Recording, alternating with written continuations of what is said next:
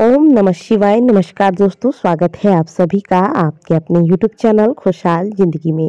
दोस्तों बात करेंगे नरक निवारण चतुर्दशी के बारे में, जो कि प्रत्येक वर्ष माघ मास के कृष्ण पक्ष की चतुर्दशी को रखा जाता है। सरल भाषा में बोले तो माघ मास की मासिक शिवरात्रि के बारे में आज की वीडियो में बात करेंगे। पूरे साल भर में प्रत्येक कृष्ण पक्ष की चतुर्दशी तिथि पर मासिक शिवरात्रि का व्रत रखा जाता है, यानी कि साल में कुल 12 शिवरात्रि के व्रत रखे जाते हैं, जिनमें से कुछ विशेष महीने में आने वाली शिवरात्रि का अपना खास महत्व है। जैसे कि फाल्गुन मास की शिवरात्रि, श्रावण की शिवरात्रि, ठीक उसी प्रकार से माघ महीने की शिवरात्रि का भी अपना विशेष महत्व है। इसे नरक निवारण चतुर्दशी के नाम से जाना जाता है और इस व्रत को धारण करने से मान्यता है कि व्यक्ति नरक की यातनाओं से बच जाता है। शास्त्रों की माने तो नरक निवारण चतुर्दशी का व्रत हर कोई कर सकता है, चाहे वह बालक हो, वृद्ध हो, स्त्री हो, पुरुष हो, विवाहिता हो, अविवाहिता हो, कोई भी इस व्रत को धारण कर सकता है। साल 2024 में 8 फरवरी को नरक निवारण चतुर्दशी का व्रत रखा जा रहा है और आज के दिन सर्वार्थ सिद्ध योग होने की वजह से, इस शुभ योग की प्राप्ति होने की वजह से यह दिन और भी ज्यादा शुभ हो गया है। इस दिन भगवान भोलेनाथ तथा माता पार्वती की विशेष रूप से पूजा की जाएगी तथा यह व्रत सूर्योदय से लेकर सूर्यास्त तक होता है। सूर्यास्त के बाद इस व्रत को तारों के निकलने के पश्चात, तारों के दर्शन करने के बाद, भगवान के प्रसाद को ग्रहण करके, पहले भगवान की पूजा आरती करने के पश्चात प्रसाद ग्रहण करके व्रत को खोला जाता है। इसके बाद आप शुद्ध सात्विक भोजन कर सकते हैं।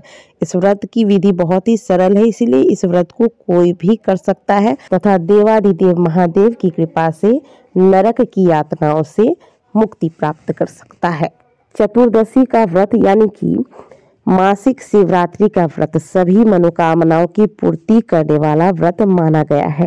यदि आप व्रत नहीं भी कर सकते हैं, प्रत्येक शिवरात्रि में अगर आप व्रत नहीं भी कर सकते हैं तो कुछ खास नियम यदि आप बना लेते हैं और इस नियम को श्रद्धापूर्वक आप अपने जीवन में धारण करते हैं तो निश्चित तौर पर महादेव की कृपा से आपकी जो जीवन में कठिन समस्याएं चल रही हैं, उन समस्याओं का समाधान आपको मात्र 3 से 4 मासिक शिवरात्रि के बीतते बीतते ही प्राप्त हो जाएगा। ऐसा ही एक बहुत ही सुंदर सा उपाय का वर्णन शिव महापुराण की कथा के अंतर्गत किया गया है, जिसका वर्णन आके करने वाली हूँ।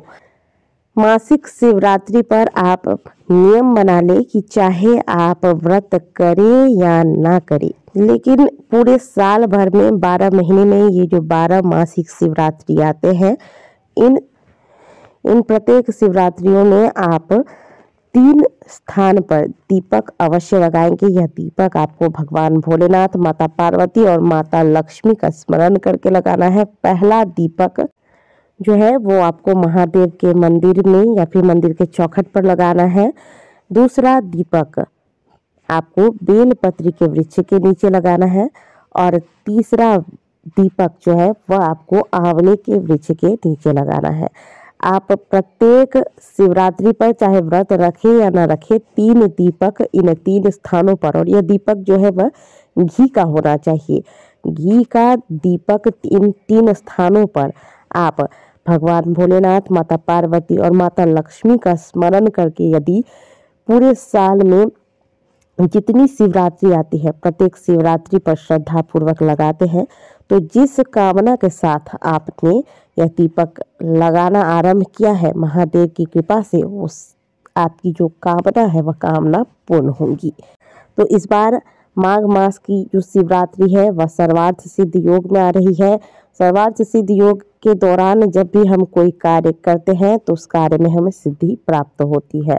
तो इसीलिए इस सुंदर मौके का हम सभी को लाभ उठाना चाहिए।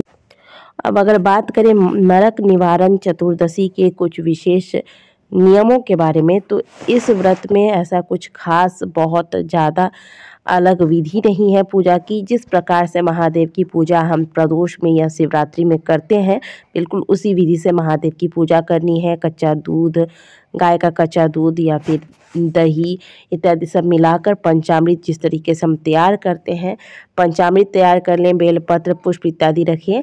इस पूजन में बेर का महत्व होता है। बेर और शकरकंद अवश्य आप भगवान को आज के दिन अर्पित करें, और शाम के बाद यानी कि सूर्यास्त होने के बाद जब तारे दिख जाए आपको, तो बेर को प्रसाद स्वरूप ग्रहण करने के बाद ही आपको व्रत खोलना चाहिए। व्रत खोलने से पहले महादेव की सुंदर विधि से पूजा कर लें। यह पूजा आप घर पे भी कर सकते हैं पार्थिव शिवलिंग बनाकर, या फिर आप मंदिर जाके भी सुंदर विधि से महादेव की पूजा करें। महादेव के मंदिर में दीपक इत्यादि लगा दें आज के दिन, क्योंकि शिवरात्रि पर महादेव के मंदिर में अगर आपके द्वारा लगाया गया दीपक रात भर जल जाता है, तो समझिए कि महादेव की कृपा आप पर होनी निश्चित है। आपने गुणनिधि की कहानी सुनी होगी, जिसने महादेव के मंदिर में उजाला किया था। अपनी कमीज फाड़कर अज्ञानतावश उसने अपने स्वार्थ के खातिर उजाला किया था, लेकिन महादेव इतने भोले भाले हैं कि इस पर भी रीझ गए और उसे अगले जन्म में कुबेर होने का आशीर्वाद प्रदान कर दिया। तो महादेव जब अज्ञानता से किए गए भक्ति पर इतने प्रसन्न हो सकते हैं, तो हम जब सुंदर विधि से महादेव की पूजा करेंगे तो क्यों नहीं महादेव हम पर रीझेंगे, अवश्य रीझेंगे। घर से एक बड़ा सा दीपक तैयार करके लेके जाइएगा। इसमें सुंदर से, जैसे आप नवरात्रि में बड़ा दीपक लगाते हैं ना, जो कि रात भर जलता है, बिल्कुल वैसा एक दीपक ले लीजिएगा। सुंदर से इसमें बाती तैयार कर लीजिएगा, तिल का तेल भर लीजिएगा, और यह दीपक आप मंदिर में किसी ऐसे स्थान पर लगाएं जहां से आते जाते लोगों के वजह से दीपक बुझ ना जाए। इस प्रकार से सुरक्षित स्थान पर महादेव का ध्यान करके बगल में कहीं पर इस दीपक को लगा दीजिएगा।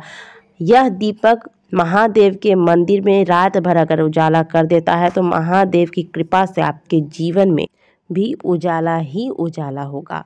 तो जितना हो सके आज के दिन महादेव की पूजा अर्चना करें, और शाम को दीपक वगैरह लगाने के बाद तारों के दर्शन करने के पश्चात बेर खाकर अपने व्रत को खोलें। तो दोस्तों, वीडियो को लाइक जरूर कीजिएगा, कमेंट बॉक्स में हर हर महादेव अवश्य लिखिएगा। मिलते हैं आपसे अगले वीडियो में, तब तक के लिए ओम नमः शिवाय, हर हर महादेव।